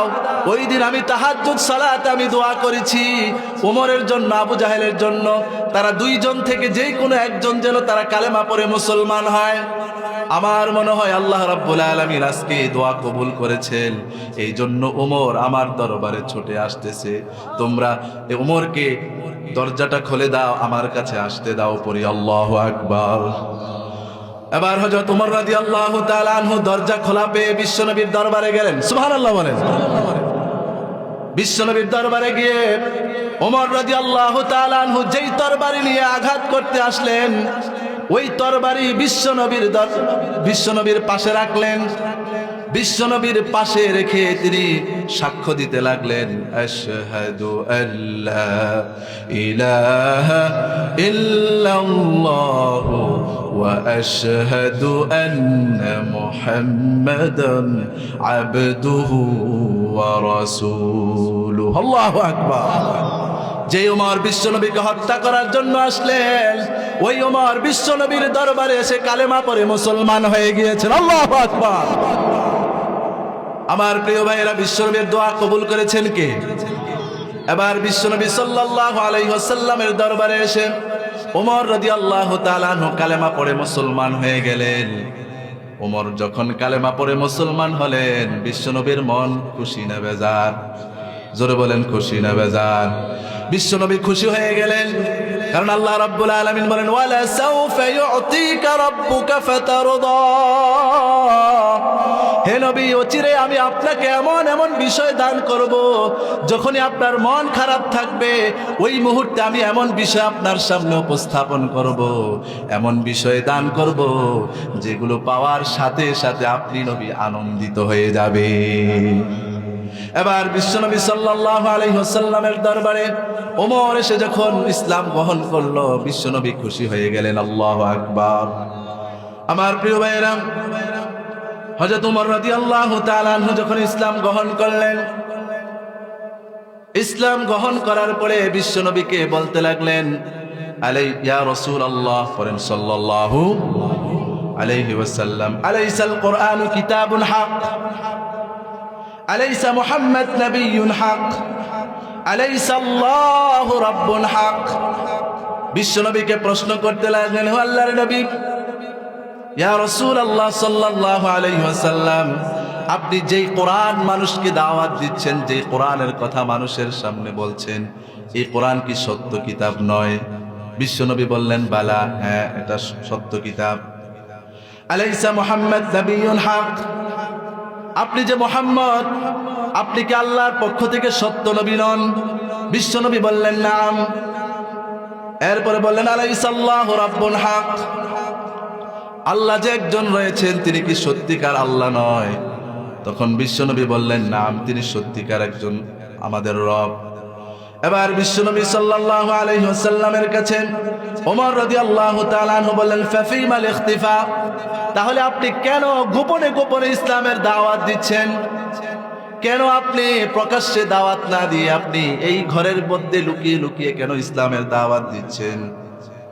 বিশ্বনবী সাল্লাল্লাহু আলাইহি ওয়াসাল্লামকে ওমর বললেন, ও নবী, আজকে থেকে আপনার গোপনে গোপনে দাওয়াত দেওয়ার প্রয়োজন নাই, আপনি প্রকাশ্যে মানুষের সামনে ইসলামের দাওয়াত দেন। আপনার এই দাওয়াতের সাথে আমি ওমর রাদিয়াল্লাহু তাআলা আনহু আছি। আল্লাহু আকবার। ওমর কি নরম না গরম? জোরে বলেন, নরম না গরম? উনি এমন একজন আল্লাহর সাহাবী ছিলেন, এমন একজন খলিফা ছিলেন, তিনি রাগ হয়ে গেলেন তিনি এমন ভাবে রেগে যেতেন, ওমর রাদিয়াল্লাহু তাআলা আনহু যে রাস্তা দিয়ে যাইতেন ওই রাস্তা দিয়ে শয়তান পর্যন্ত হেঁটে যেত না। আল্লাহু আকবার। তিনি এমন মানুষ ছিলেন, যখন নরম হওয়া দরকার নরম হতেন, আর যখন গরম হওয়া দরকার তিনি গরম হয়ে যেতেন। ঠিক কিনা বলেন? আমার প্রিয় ভাইয়েরা, আল্লাহ রাসূল সাল্লাল্লাহু আলাইহি ওয়াসাল্লামের কাছে ওমর রাদিয়াল্লাহু তাআলা আনহু জানতে চাইলেন, হে নবী, আপনি যদি সত্য নবী হয়ে থাকেন, আপনি যেই কোরআনের দাওয়াত দিয়ে থাকেন, এই কোরআন যদি সত্য কিতাব হয়ে থাকে, আপনি যেই রবের কথাগুলো মানুষের সামনে উপস্থাপন করেন, ওই রব যদি সত্য হয়ে থাকে, ফাফিমাল ইখতিফা, তাহলে কেন আপনি গোপনে গোপনে ইসলামের দাওয়াত দিবেন? আজকে থেকে আপনি গোপনে গোপনে দাওয়াত দিতে হবে না, আজকে থেকে আপনি প্রকাশ্যে মানুষের সামনে ইসলামের দাওয়াত দেন। সুবহানাল্লাহ। এবার বিশ্বনবী বললেন, হে ওমর, এটা মাক্কি জীবন, এই মাক্কি জীবনের মধ্যে গরম হওয়া যাবে না, পরিবেশ বুঝে কথা বলতে হবে। এবার বিশ্বনবী সাল্লাল্লাহু আলাইহি ওয়াসাল্লামকে বললেন, ও নবী, আপনার ভয় পাওয়ার কোনো কারণ নাই, আপনি শুধু একবার আমাকে অনুমতি দেন, আমি আপনার কাছে পারমিশন চাই, এই মক্কার ভিতরে আমি একটা মিছিল নিয়ে বের হতে চাই, ওই মিছিলটা কাবাঘর পর্যন্ত যাবে, আপনি নবী শুধু আমাকে একটু অনুমতি দেন। সুবহানাল্লাহ বলেন। বিশ্বনবী সাল্লাল্লাহু আলাইহি ওয়াসাল্লাম ওমর রাদিয়াল্লাহু তাআলা আনহুকে অনুমতি দিলেন, ঠিক আছে যাও। এবার ওমর রাদিয়াল্লাহু তাআলা আনহু 11 জন বিশিষ্ট সাহাবীদেরকে নিয়ে তিনি একটি মিছিল বের করলেন মক্কার ভিতরে। কয়জন? 11 জন। এই 11 জনকে তিনি দুইটি ভাগ করেছেন, প্রথম কাতারে 6 জন, পরের কাতারে 5 জন। প্রথম কাতারে নেতা বানালেন, লিডার বানালেন হযরত রাসূল করিম সাল্লাল্লাহু আলাইহি ওয়াসাল্লামের চাচা আমির হামজা রাদিয়াল্লাহু তাআলা আনহুকে, এবং দ্বিতীয় কাতারের মধ্যে হযরত ওমর রাদিয়াল্লাহু তাআলা আনহু নিজেই তিনি লিডার, তিনি নিজেই দ্বিতীয় কাতারে দাঁড়িয়ে তিনি স্লোগান দিতে লাগলেন, আর তিনি বলতে লাগলেন, মান আরাদা আন তাসকুলা উম্মুক ইয়াতাম্মু ওয়ালাদুক তারমিলা যাওজাতিহি ফালইয়াসুদ্দানি। আজকে আমরা যে মিছিলটা এখান থেকে বের করব, ওই মিছিলটা কাবাঘর পর্যন্ত গিয়ে আমরা পৌঁছব। এর আগ পর্যন্ত যদি আমাদের মিছিলের মধ্যে কেউ বাধা দিতে চায়, কেউ বাধা দিতে আসতে চায়, তাহলে তাদের কল্লা থাকবে না। সুবহানাল্লাহ। হযরত ওমর রাদিয়াল্লাহু তাআলা আনহু মিছিল বের করার আগে তিনি বলতে লাগলেন, কে আছো এই মক্কার ভিতরে যে তার স্ত্রীকে বিধবা করতে চাও, তার সন্তানকে এতিম বানাতে চাও? কে এমন আছো? যদি এরকম বুকের পাটা থাকে, আমি ওমরের আজকের এই মিছিল কাবাগরে গিয়ে পৌঁছবে। এই কাবাগরে যাওয়ার আগ পর্যন্ত পারলে ওমরের মিছিল ঠেকাও, দেখি কে আছো এরকম। সুবহানাল্লাহ বলেন। এবার হযরত ওমর রাদিয়াল্লাহু তাআলা আনহু তিনি মিছিল নিয়ে বের হলেন। মিছিলের মধ্যে একটা স্লোগান ছিল, আল্লাহু আকবার। কি ছিল? সবাই বলেন আল্লাহু আকবার, লিল্লাহি তাকবীর, লিল্লাহি তাকবীর। হযরত ওমর রাদিয়াল্লাহু তাআলা আনহু এই স্লোগান দিতে দিতে, আল্লাহু আকবারের স্লোগান দিতে দিতে তিনি কাবাগরে গিয়ে পৌঁছার জন্য এই মিছিল নিয়ে বের হলেন। পথিমধ্যে দেখতে পেলেন এই মিছিলের এই তাকবীরের স্লোগান, আল্লাহু আকবারের স্লোগান আবু জাহেল তিনি শুনতে পেলেন, কিরে, আমার এই নির্বাচনী এলাকায় কার এত বড় বুকের পাঠা যে আমার এই ক্ষমতাধীন এলাকায় আল্লাহু আকবার স্লোগান, এত বড় মিছিল বের হবে, কার এত দুঃসাহস? আবু জাহেল তখন জানে না যে ওমর রাদিয়াল্লাহু তাআলা আনহু তিনি যে মুসলমান হয়েছেন। তখন ওমর রাদিয়াল্লাহু তাআলা আনহু আগে আবু জাহেলের দলের অন্তর্ভুক্ত ছিল। এবার তিনি আবু জাহেল ঘর থেকে বের হয়ে দেখলেন সামনের কাতারের মধ্যে আমির হামজা, এরপর পিছনের কাতারের মধ্যে রয়েছে হযরত ওমর রাদিয়াল্লাহু তাআলা আনহু। সুবহানাল্লাহ বলেন। এবার আবু জাহেল ওমর রাদিয়াল্লাহু তাআলা আনহু দেখে বললেন, সর্বনাশ, হায় সর্বনাশ, আমার দলের সবচাইতে প্রভাবশালী ক্ষমতাধর ব্যক্তিটা মুহাম্মদের দলে চলে গেল, হায় হায় সর্বনাশ হয়ে গেল। তখন আবু জাহেল এই কথা চিন্তা করতে করতে এক এক সামনে আগায়। আর যখন ওমর রাদিয়াল্লাহু তাআলা আনহু তাকবীরের স্লোগান শুনতে লাগলো, ওই তাকবীরের স্লোগান শুনতে শুনতে তখন আবু জাহেল তিন কাইক পিছনে পিছায়। সুবহানাল্লাহ বলে। অর্থাৎ সামনে যতটুকু যেতে চায় না, চায় ওমর রাদিয়াল্লাহু তাআলা আনহু তাকে দেখার সাথে সাথে তিনি আরো তিন কাইক পিছনে পিছায়। তিনি বলল, হায় সর্বনাশ, ওমর এই দলে চলে গিয়েছে, আমার তো সর্বনাশ হয়ে যাবে। আর এই উমরের মিছিল যদি ঠেকাতে যায় তাহলে আমার কোনো অস্তিত্ব থাকবে না। সুবহানাল্লাহ বলেন। এবার আবু জাহেল তিনি পালাতে শুরু করলেন। তিনি উমরের মিছিল ঠেকাতে পারে নাই। ওমর রাদিয়াল্লাহু তাআলা আনহু এই তাকবীরের স্লোগান, আল্লাহু আকবারের স্লোগান দিতে দিতে কাবাগরে গিয়ে পৌঁছলেন। সুবহানাল্লাহ। হযরত ওমর রাদিয়াল্লাহু তাআলা আনহু এই তাকবীরের স্লোগান দিতে দিতে তিনি কাবাগরে গিয়ে পৌঁছলেন। কোনো পরাশক্তি, কোনো রাম আর বাম এই তাকবীরের স্লোগানকে বাধা দিতে পারে নাই। আজ যদি ওমরের মতো এরকম তেজদীপ্ত ঈমান নিয়ে যদি তাকবীরের স্লোগান দিয়ে আল্লাহর এই জমিনের মধ্যে মিছিল নিয়ে বের হয়, ওই মিছিল ঠেকানোর মতো কোনো দুঃসাহস কোনো কাফের মুশরিকের নাই। কথা বলেন ঠিক কিনা? প্রিয় ভাইয়েরা, আজকে ওমরের মতো এরকম শাসক বাংলাদেশে দরকার আছে না নাই? জোরে বলেন, আছে না নাই? আজকে ওমরের মতো শাসক যদি বাংলার জমিনে থাকতো, তাহলে আজকে বাংলার জমিনের অবস্থা কি এমন হতো? কথা বলেন। আজকে আল্লাহ রাব্বুল আলামিন একজন ওসমান হাদিকে আমাদের জন্য ওমর বানিয়ে দুনিয়াতে পাঠিয়েছিল, কিন্তু আজকে ওসমান হাদিকে তারা দুনিয়া থেকে শেষ করে দিয়েছে। ও দুনিয়ার মানুষেরা শুনে রাখো, তোমরা একজন ওসমান হাদিকে দুনিয়া থেকে শেষ করে দিয়েছো। এরকম লক্ষ লক্ষ ওসমান হাদি তৈরি হয়ে আছে, ঠিক কিনা বলেন? সুতরাং একজন ওসমান হাদিকে শেষ করে তোমরা এই দেশকে দখল করতে পারবে না। এই দেশ তোমার বাবার নয়, এই দেশ তোমার এই দেশ নয়, এই দেশে আমরা ভাড়াটিয়া থাকতে আসি নাই, এই দেশ হচ্ছে আমার দেশ, এই দেশ হচ্ছে এদেশের 18 কোটি মানুষের বাংলাদেশ, ঠিক কিনা বলেন? সুতরাং এই দেশের 1 ইঞ্চি মাটি যদি কেউ দখল করতে চায়, এদেশের 18 কোটি মুসলমান, এদেশের 18 কোটি মানুষ তাদের এই প্রতিবাদ করবে, ঠিক কিনা বলেন? এদেশের মানুষ 1 ইঞ্চি মাটি কোনো ভারতীয় আধিপত্যের কাছে বিক্রি করতে চায় না, ঠিক কিনা বলেন?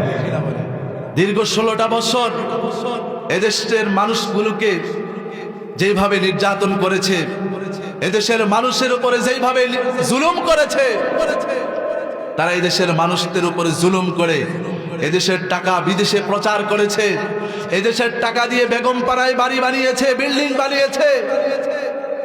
তারা মনে করেছে এই ক্ষমতা তাদের। এই ক্ষমতা দিয়েছেন কে? জোরে বলেন, এই ক্ষমতা দিয়েছেন কে? আবার এই ক্ষমতা থেকে লাথি মেরে ফালাতে পারেন কে? কুলিল্লাহুম্মা মালিকাল মুলক তু'তিল মুলকা মান তাশা ওয়া তানজিউল মুলকা মিম্মান তাশা ওয়া তু'ইজ্জু মান তাশা ওয়া তুযিল্লু মান তাশা বিয়াদিকাল খায়র। ক্ষমতা দেওয়ার মালিক কে? জোরে বলেন, ক্ষমতা দেওয়ার মালিক কে?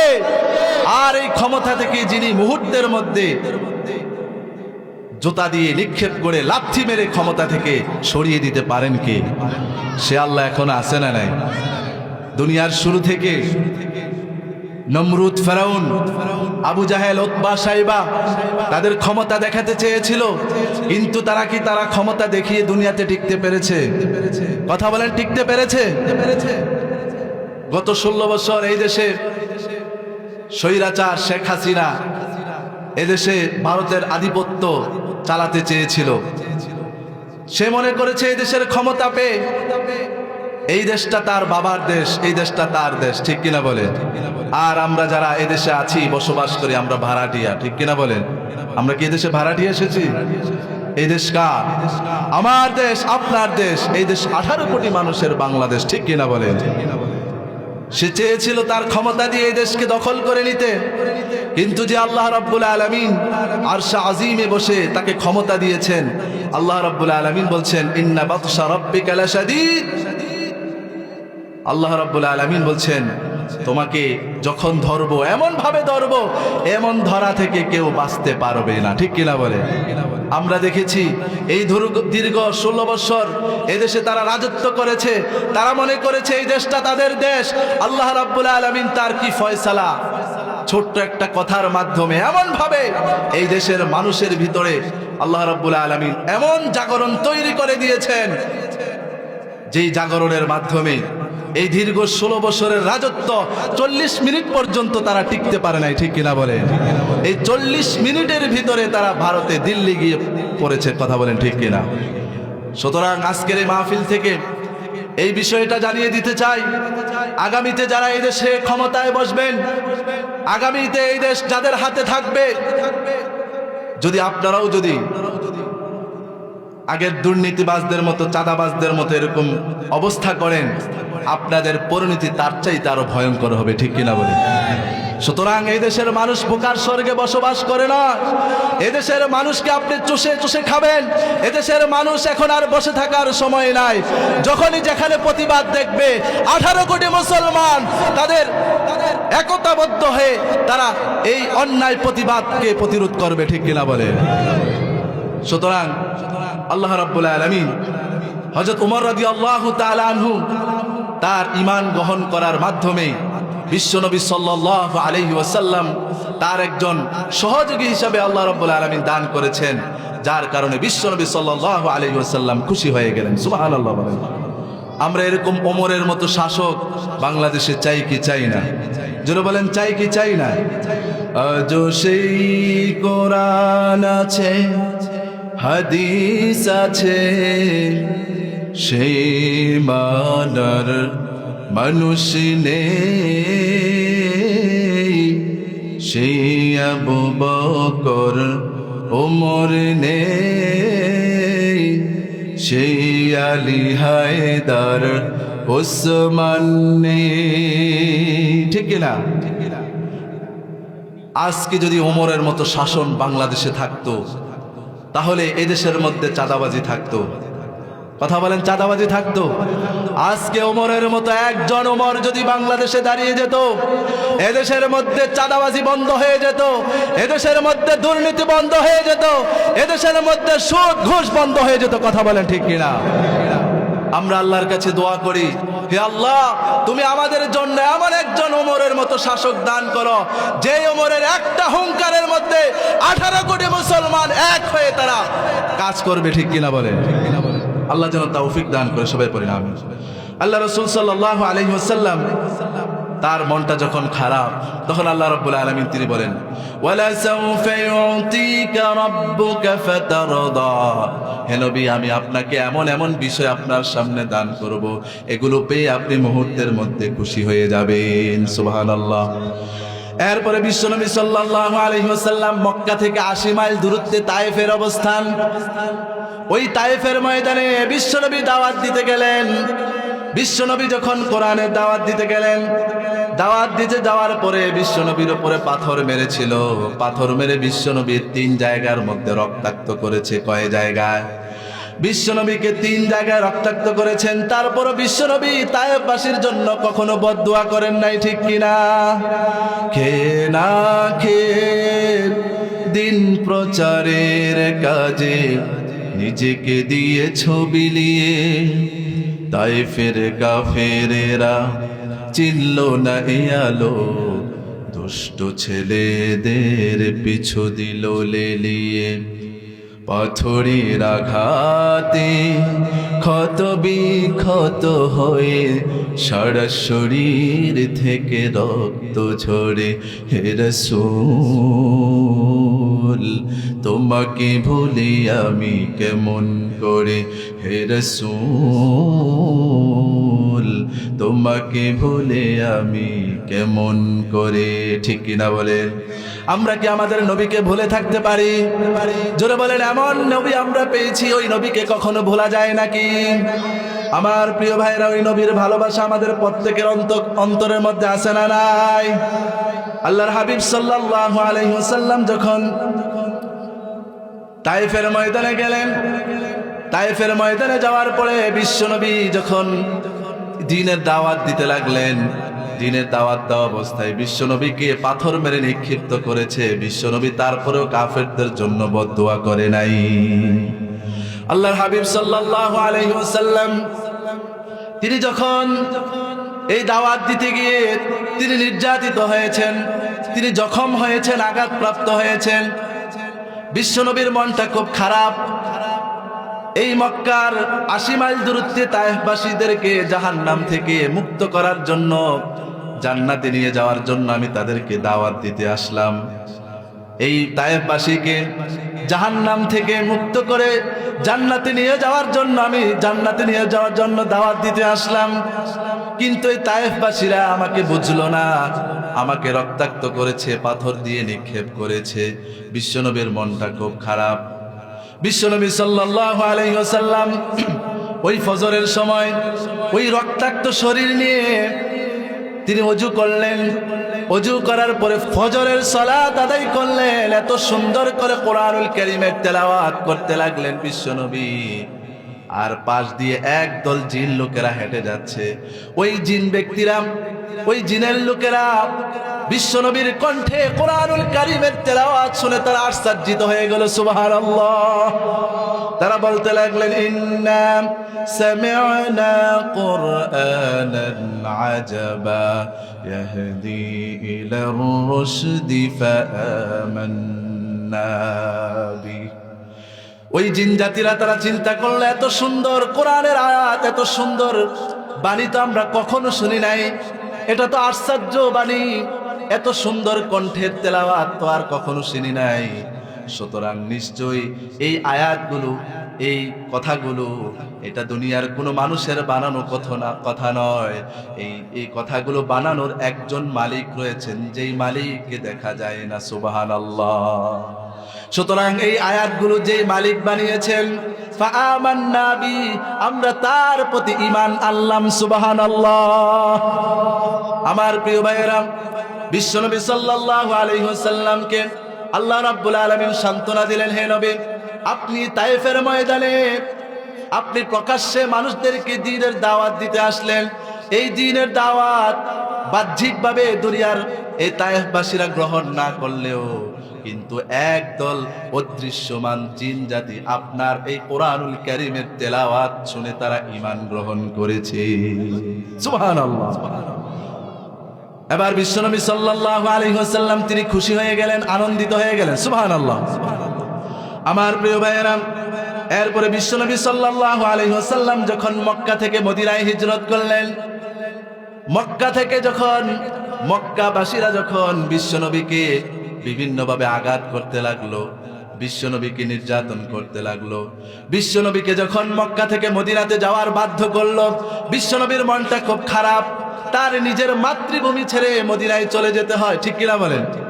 আমার প্রিয় ভাইয়েরা, আপনাদের মাতৃভূমি এইটা, আপনাদেরকে যদি কেউ যদি মেরে যদি আপনাদেরকে এই গ্রাম থেকে চলে যেতে বলে, আপনাদের মনটা কি ভালো থাকবে না খারাপ থাকবে?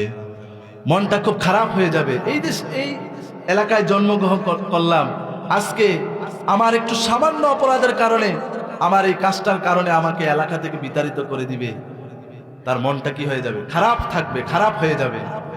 বিশ্বনবী সাল্লাল্লাহু আলাইহি ওয়াসাল্লাম ঠিক তেমনি ভাবে যখন মক্কার মানুষদেরকে দ্বীনের দাওয়াত দিলেন, এই মক্কার মানুষেরা বিশ্বনবীকে বিভিন্নভাবে নির্যাতন করতে লাগলো, বিশ্বনবীকে আঘাত করলো। বিশ্বনবী শেষ পর্যন্ত মদিনায় হিজরত করতে বাধ্য হয়েছে। বিশ্বনবী যখন মদিনাতে যায়, মক্কা থেকে যখন মদিনায় যায়, ওই মদিনাতে যাওয়া অবস্থায় বিশ্বনবী মক্কার দিকে তাকায় আর চোখের পানি ফেলায়। সুবহানাল্লাহ। এবার বিশ্বনবী যখন হিজরত করে যখন মদিনায় গিয়ে পৌঁছলেন, সেখানে মদিনায় গিয়ে দেখেন মদিনাবাসীরা কত সুন্দরভাবে ঢোল তবলা, এক তবলা বাজিয়ে, এক তবলা নিয়ে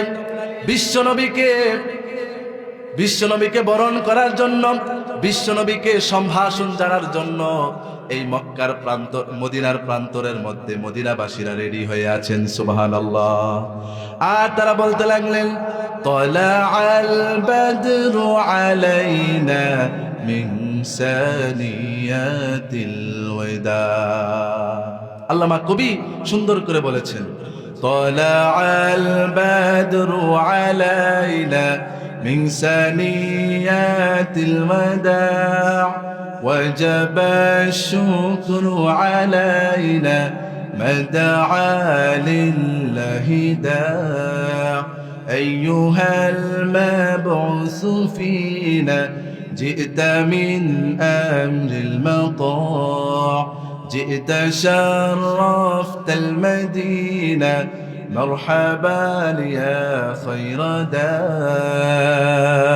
الله أكبر।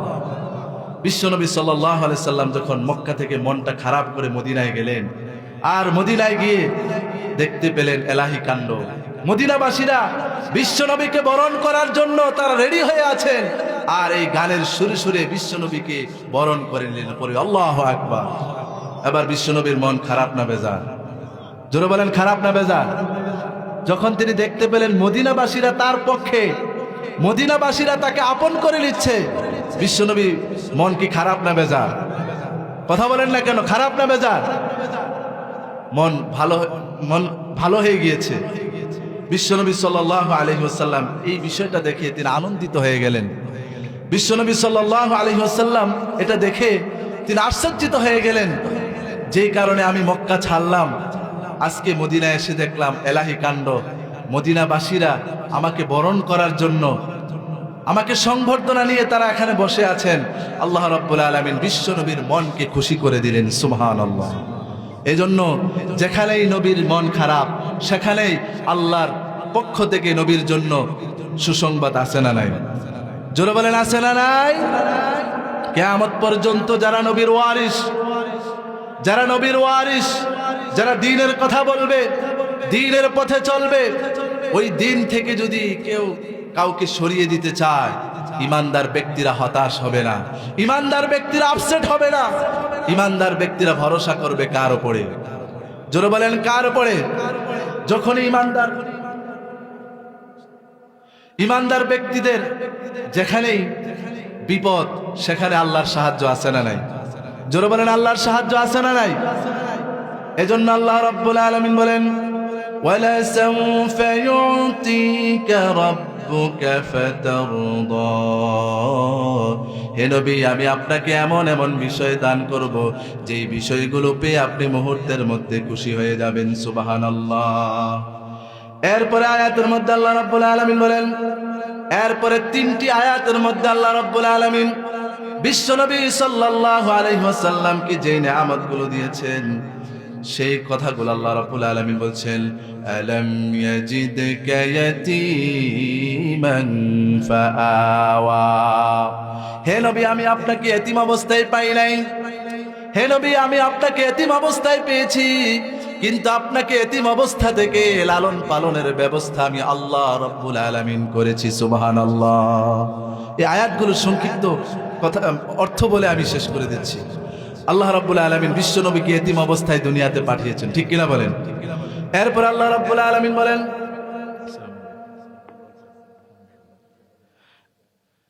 আল্লাহ রাব্বুল আলামিন বলেন, ووجدك ضالا فهدى ووجدك عائلا فأغنى। রব্বুল আলামিন বলেন, ওয়াজাদাক দাল্লান ফাহাদা। হে নবী, আপনি কোন পথে যাবেন? আপনি এরকম নিয়ে আপনি চিন্তাগ্রস্ত ছিলেন, পেরেশানির মধ্যে ছিলেন। ফাহাদা, অতঃপর আমি রব্বুল আলামিন আপনাকে সঠিক রাস্তা দেখিয়েছি। সুবহানাল্লাহ। হে নবী, আপনি পেরেশান হয়ে গিয়েছিলেন, আপনি কি ডানে যাবেন নাকি বামে যাবেন? আল্লাহ রাব্বুল আলামিন তাকে ডান দিকের পথ দেখিয়েছেন। এই জন্য বিশ্বনবী ছিলেন ডানপন্থী লোক। সুতরাং কিয়ামত পর্যন্ত যারা বিশ্বনবীকে অনুসরণ করবে তারা হয়ে যাবে ডানপন্থী, যারা বিশ্বনবীর বিপরীত চলবে তারা হয়ে যাবে বামপন্থী, শয়তানের পন্থী, ঠিক কিনা বলে? এরপর আয়াতের মধ্যে আল্লাহ রাব্বুল আলামিন বলেন, ওয়াজাদাকা আইলান ফাআগনা। হে নবী, আপনি ছিলেন আপনি এমন একজন মানুষ ছিলেন, আপনার কোনো অর্থ সম্পদ ছিল না, কিন্তু খাদিজা রাদিয়াল্লাহু তাআলা আনহাকে আপনার সাথে বিবাহ দেওয়ার মাধ্যমে আমি রব্বুল আলামিন আপনাকে ধনী বানিয়ে দিয়েছি। সুবহানাল্লাহ। এরপরে 3টি আয়াতের মধ্যে বিশ্বনবী সাল্লাল্লাহু আলাইহি ওয়াসাল্লামকে গাইডলাইন দিচ্ছেন, কর্মসূচি দিচ্ছেন। কয়টা? 3টা। আল্লাহ রাব্বুল আলামিন বলেন, ফাআম্মাল ইয়াতীম ফালা তাকহার। হে নবী, আপনি এতিমদেরকে কখনো ধাক্কা দিবেন না, এতিমদেরকে আপনি কখনো ধমক দিবেন না। সুবহানাল্লাহ। হে নবী, আপনি নিজে এতিম ছিলেন, আপনি এতিমদেরকে কখনো ধাক্কা দিবেন না, ধমক দিবেন না। কে বলেছেন? জোরে বলেন, কে বলেছেন? আমাদের দেশে এতিমদেরকে, এতিমের সম্পদ আমরা আত্মসাৎ করি কি করি না? এতিমের সম্পদ চাচা খায়, এতিমের সম্পদ অন্য কেউ খেয়ে ফেলে, কিন্তু এতিমের সম্পদকে যথাযথভাবে তাদের কাছে পৌঁছিয়ে দেয় না। এরকম লোক আছে না নাই? আল্লাহ রাব্বুল আলামিন বিশ্বনবীকে এই কথার মাধ্যমে বুঝাতে চেয়েছেন, কিয়ামত পর্যন্ত যত মানুষ আসবে, ফাআম্মাল ইয়াতীমা ফালা তাকহার, তোমরা এতিমদেরকে ধমক দিও না, এতিমদেরকে ধাক্কা দিয়ে বের করে দিও না। সুবহানাল্লাহ বলেন। এরপর আয়াত আল্লাহ রাব্বুল আলামিন বলেন, ওয়াম্মাস সাইলা ফালা তানহার। হে নবী, আপনার কাছে যখন কোনো ভিক্ষুক আসবে, কোনো সাইল আসবে, আপনি তাদেরকে ধমক দিয়ে তাড়িয়ে দিবেন না। সুবহানাল্লাহ। কোনো ভিক্ষুক যদি আপনার কাছে হাত পাতে, আপনি যতটুকু পারেন আপনার সামর্থ্য অনুযায়ী আপনি তাকে দান করেন, কিন্তু আপনি দান করতে নাও পারেন, আপনি তাকে ধমক দিবেন না, তাকে টিটকারি করবেন না, টিটকারি করবেন না এবং তাকে ধমক দিবেন না। আজকে দেখা যায় কোনো ভিক্ষুক যখন আমাদের কাছে সাহায্যের জন্য আসে, নিজেরা তো সহযোগিতা করি না, তাকে ধমক দিয়ে তাকে পাঠিয়ে দেয়। এরকম লোক আছে না নাই? আপনি তাকে সহযোগিতা করতে পারেন বা না পারেন, আপনি তার কাছে বলেন, আজকের জন্য আমাকে মাফ করেন, আজকে আমি আপনাকে সহযোগিতা করতে পারি, সুন্দরভাবে তাকে বলেন। এই কথা না বলে অনেক যারা সাইল, ভিক্ষুকদেরকে আমরা ধমক দিয়ে তাড়িয়ে দেই। এরকম লোক আছে না নাই? ভিক্ষুকদেরকে ধমক দিয়ে তাড়িয়ে দেওয়া যাবে? যাবে না। আল্লাহ রাসূল সাল্লাল্লাহু আলাইহি সাল্লাম কি 2 নাম্বার কর্মসূচি দিয়েছেন, ওয়া আম্মা সাইলা ফালা তানহার। হে নবী, আপনার কাছে যখন কোন সাইল, কোন ভিক্ষুক যখন আসবে, আপনি তাদেরকে ধমক দিয়ে তাড়িয়ে দিবেন না। আল্লাহু আকবার। এরপরে লাস্ট আয়াতের মধ্যে আল্লাহ রাব্বুল আলামিন বলেন, ওয়া আম্মা বিনিআমাতি রাব্বিকা ফাহাদ্দিস। হে নবী, আপনাকে আপনার রব যেই নিয়ামতগুলো দিয়েছে ওই নিয়ামতের শুকরিয়া আদায় করেন। সুবহানাল্লাহ। আমরা শুকরিয়া আদায় করি কার? আমাদেরকে যিনি নিয়ামত দান করেন তিনি কে? নিয়ামতের শুকরিয়া আদায় করলে যিনি নিয়ামত বাড়িয়ে দেন তিনি কে? লাইন শাকারতুম লাযীদান্নাকুম ওয়া লাইন কাফারতুম ইন্না আযাবী লাশাদীদ। আল্লাহু আকবার। আল্লাহ রাব্বুল আলামিন বলেন, যদি তোমরা আমি রব্বুল আলামিনের নিয়ামতের শুকরিয়া আদায় করতে পারো, আমি রব্বুল আলামিনের শুকরিয়া আদায় করলে লাযীদান্নাকুম, অবশ্যই অবশ্যই তোমাদের নিয়ামতগুলোকে বহু গুণে বাড়িয়ে দিব। সুবহানাল্লাহ। ওয়ালা ইন কাফারতুম ইন্না আযাবী লাশাদীদ। যারা আমার নিয়ামত খেয়ে, যারা আমার এত নিয়ামত খাওয়ার পরেও যারা আমার নিয়ামতের নাশুকর করবে, শুকরিয়া আদায় করবে না, তাদের জন্য আল্লাহর কঠিন আযাব শাস্তি আছে না নাই? জোরে বলেন, আছে না নাই? এজন্য নিয়ামত পাওয়ার পরে শুকরিয়া আদায় করতে হবে কার? আল্লাহ যে আপনাকে সুস্থভাবে বানিয়েছেন, এর চাইতে নিয়ামত আর কি হতে পারে আপনি বলেন? না থাকুক আপনার অর্থ সম্পদ, আপনার বাড়ি গাড়ি, সব আপনার সন্তান, আপনার কিছুই না থাকুক, আপনার স্ত্রী, আপনার পরিজন কেউ না থাকুক, কিন্তু আপনি একজন সুস্থ দেহের মানুষ। আল্লাহ আপনাকে এই দেহের মধ্যে এত সুন্দর দেহ গঠন করে আপনাকে বানিয়েছেন সুস্থভাবে। আপনার চাইতে নিয়ামত প্রাপ্ত বান্দা পৃথিবীতে আর কেউ হতে পারে না, ঠিক কিনা বলেন? এজন্য সব সময় আমরা শুকরিয়া আদায় করতে হবে কার?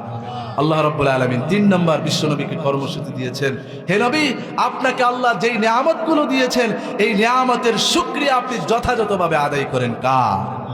এজন্য আমরা শুকরিয়া আদায় করতে হবে কার? আল্লাহ রাব্বুল আলামিন যেন আজকে এই সূরাতুদ দুহা, কোরআনুল কারীমের 93 নম্বর সূরা, এই দুহা থেকে আমি এই সময়ের মধ্যে আমি আপনাদের সামনে কোরআন সুন্নাহ থেকে আলোচনা করার কথা বলার চেষ্টা করেছি। যদি আমার ভুল হয়ে থাকে আল্লাহ রাব্বুল আলামিন যেন তিনি আমার এই ভুল ত্রুটিকে ক্ষমা করেন।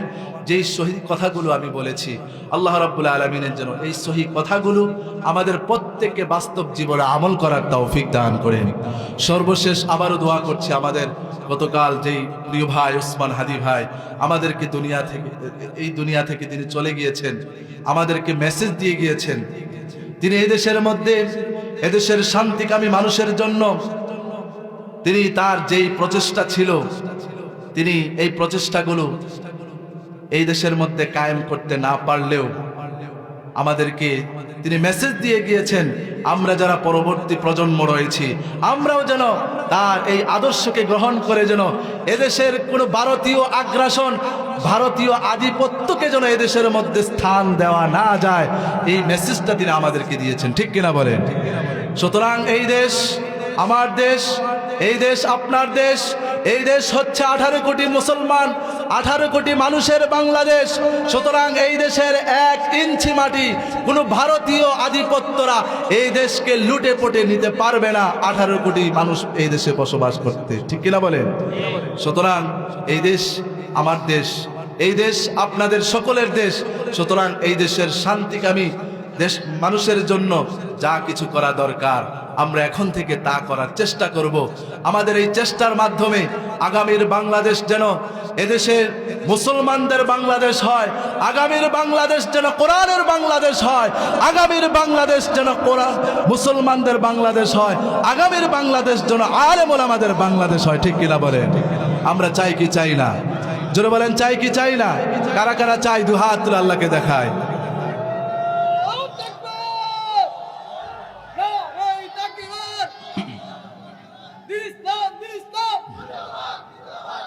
আল্লাহ যেন আমাদেরকে কবুল করেন।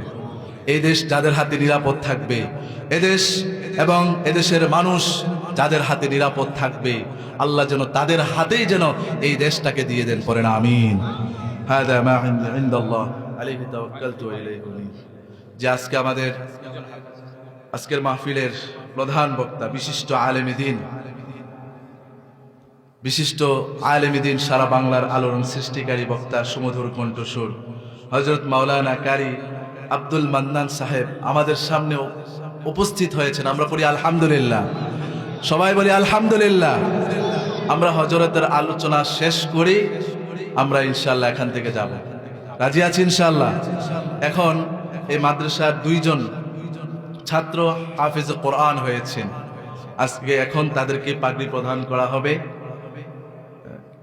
নামগুলো কি বলবে? তো আমরা দোয়া করছি যে সমস্ত ছাত্ররা কোরআনে হাফেজ হয়েছেন, আল্লাহ যেন তাদেরকে হক্কানি রব্বানি হাফেজ হিসাবে কবুল করেন। তাদের এই হাফেজ হওয়ার কারণে আল্লাহ রাব্বুল আলামিন যেন দেশ এবং জাতির কল্যাণ যেন তাদের মাধ্যমে দান করেন, সবাই পড়েন আমিন। এই মাদ্রাসাকে যেন কিয়ামত পর্যন্ত আল্লাহ রাব্বুল আলামিন জারি রাখেন। এই দেশ, এই মাদ্রাসা যারা পরিচালনা করেন, আমাদের প্রিয় ভাই জনাব হাজী জাহাঙ্গীর আলম সহ যারাই এই মহল্লার, যাদের অক্লান্ত পরিশ্রমের মাধ্যমে এই মাদ্রাসা পরিচালিত হচ্ছে, আল্লাহ রাব্বুল আলামিন যেন তাদের চেষ্টা, তাদের এই খেদমতকে যেন কবুল করেন আমিন।